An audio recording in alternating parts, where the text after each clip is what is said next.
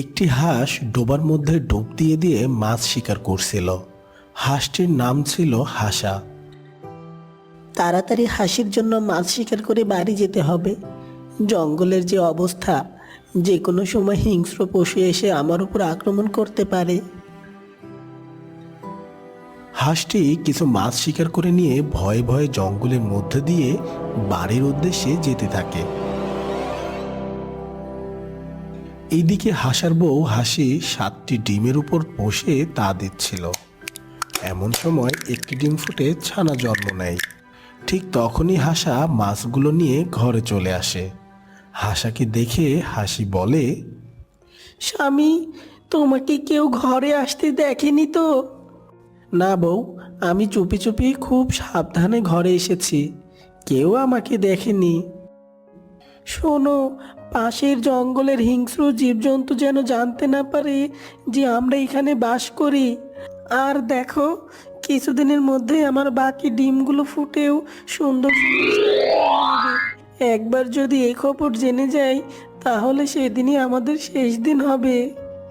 হ্যাঁ, আমি জানি এসব, আর তাই তো ঘরে ঢোকার আগে আমি বাইরে কিছু সময় দাঁড়িয়ে থাকি, তারপর চারপাশ দেখে শুনে তারপরে ঘরে ঢুকি।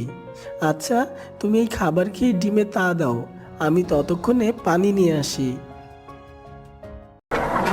বলে হাসা তার মুখে একটি পানির বোতল নিয়ে ঘর থেকে বের হয়ে যায়। হাসা বের হতেই হাসি দরজা বন্ধ করে দেয়। এই জঙ্গলে অনেক হিংস্র জন্তু জানোয়ার থাকতো বলে হাসি সব সময় ঘরের মধ্যে দরজা বন্ধ করেই বসে থাকতো। হিংস্র জীবজন্তুরা প্রতিদিন কোনো না কোনো নিরীহ প্রাণীকে শিকার করে খেত। দেখতে দেখতে এদিকে হাসির আরও একটি ডিম ফুটে ছানা বের হয়ে যায়। আর এরপর বড় ছানাটি বলে, মা, তুমি আমাকে বাইরে খেলতে যেতে দাও না কেন? সারাক্ষণ ঘরে থাকতে যে আমার ভালো লাগে না মা। আমার তো নতুন ভাই এসেছে, আমি ভাইয়ের সাথে বাইরে খেলতে যাই মা। দেখো বাবা, এখনো তোমরা অনেক ছোট, বাইরে চারিদিকে শুধু বিপদ আর বিপদ। বাইরে কোনো না কোনো সময় কোনো হিংস্র প্রাণী ঘোরাঘুরি করতেই থাকে, আর ছোট ছোট ছানা পেলে তারা শিকার বানায়। কি, তার মানে আমরা বাইরে গেলে ওই জন্তুরা আমাদের ধরে খেয়ে নেবে? হ্যাঁ আমার ছানারা, যতক্ষণ আমি তোমাদের সাথে আছি ততক্ষণ ওরা তোমাদের কোনো ক্ষতি করতে পারবে না। ঠিক তখনই হাসা পানি নিয়ে চলে আসে, আর তারা সবাই পানি খেয়ে শুয়ে পড়ে।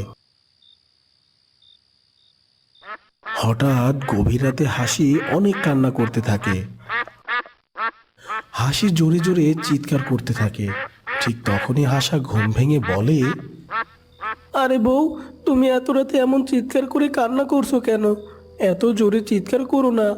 যদি কোনো জন্তু জানোয়ার তোমার চিৎকারের আওয়াজ শুনে ফেলে, তাহলে তখন তারা এখানে এসে আমাদের সকলকে খেয়ে নেবে।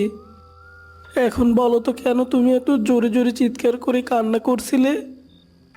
আমি স্বপ্নে দেখেছি বিশাল বড় এক জন্তু এসে আমার সব ছানাগুলো খেয়ে নিয়েছে, আর তোমাকেও হত্যা করেছে।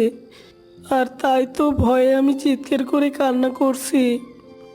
আরে এই দেখো না, আমি তো তোমার সামনেই আছি, আর দেখো আমাদের ছানা আর তোমার ডিমগুলো অক্ষত আছে। হ্যাঁ তাই তো দেখছি, কিন্তু আমার এই বাকি ডিমগুলো ফুটে কেন ছানা হচ্ছে না? আমার বাকি ছানাগুলো কি তাহলে আর এই পৃথিবীতে আসবে না? এত চিন্তা করো না তো, সময় হলে আমাদের ছানাগুলো ঠিক চলে আসবে। এই কথা বলতে না বলতে বাকি ডিমগুলো ফুটে ছানা বের হয়, আর তারা জোরে জোরে ডাকতে থাকে। ঠিক সেই সময় হঠাৎ বাইরে কারো যেন পায়ের শব্দ শোনা গেল। হাসা তখন দরজা কিছুটা ফাঁকা করে দেখলো